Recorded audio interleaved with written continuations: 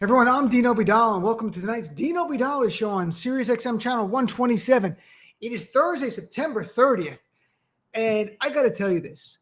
If Democrats don't pass the two infrastructure bills, they're going to lose in 2022 in the midterms. They're going to lose the House and maybe the Senate. And here's the thing.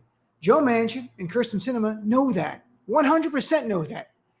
So the question is, why are they helping the Republicans? With Democrats like Sinema and Manchin, you don't need Republicans to stand in our way. This is unreal what's going on. And the bipartisan infrastructure bill could pass today in the House. There's a chance there's going to be a vote on it. I don't think so, though. But the real issue is the $3.5 trillion human infrastructure bill, which is remarkable. It is like the New Deal rolled into one bill. It will expand Medicare to include dental and vision and hearing for people like my mom, who's 92 on Social Security, will finally get this kind of coverage. We'll expand federal funding for pre-K. So you're helping children, you're helping seniors, you're helping their parents, also federally funded paid family leave, community college paid for, a massive amount of spending for climate change. And all this costs $3.5 trillion. You're like, wow, that's a huge number, $3.5 trillion. Let's put this in perspective. That's over 10 years. That means it's $350 billion a year for all these American amazing services. $350 billion. You know what we spent last year on the defense budget? $778 billion.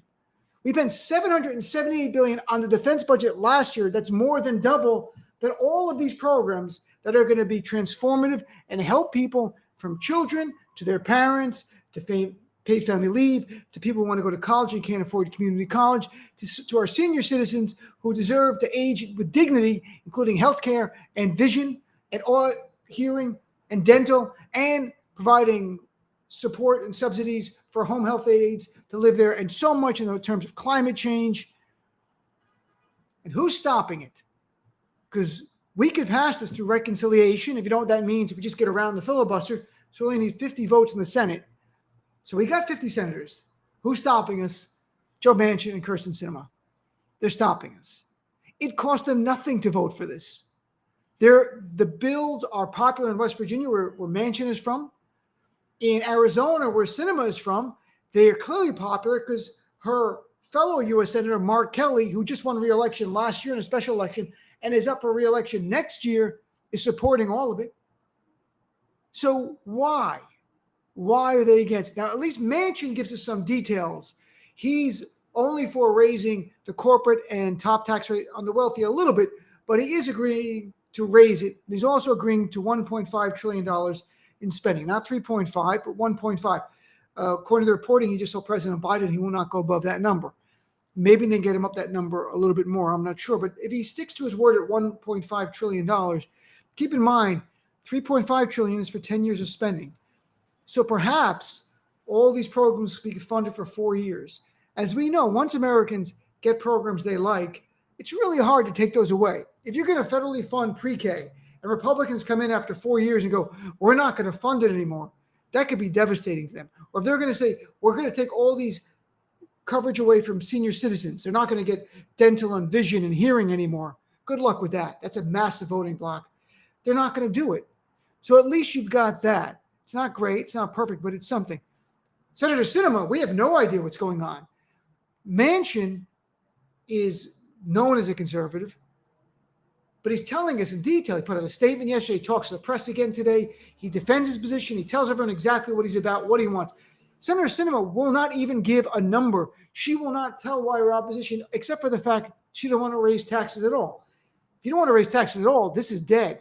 So it's not Manchin. Manchin is contracting the program, but we can have it, and it could be a good start. Sinema is killing it. And today they found her tweets from 2010 and 14 when she sounded like a liberal. Unbelievable. And now she's flipped. Why? Well, clearly the speculation, I think it's based in reality, is funding from big pharma, from industries that do not want any tax increase. She just had a fundraiser this week with companies that are dead set against the idea of higher taxes. And it really goes to the corruption of our political system. I'm not making excuses for Sinema. She's terrible, and she's going to have a primary opponent in 2024. She doesn't change her ways. I think she'll have one anyway, but I think that it'll be much more robust if she does not change her ways. But we can go through this on the show. But again, if we don't pass these, Democrats have really no compelling argument for re-election in 2022. And they know that. And they still are turning their back.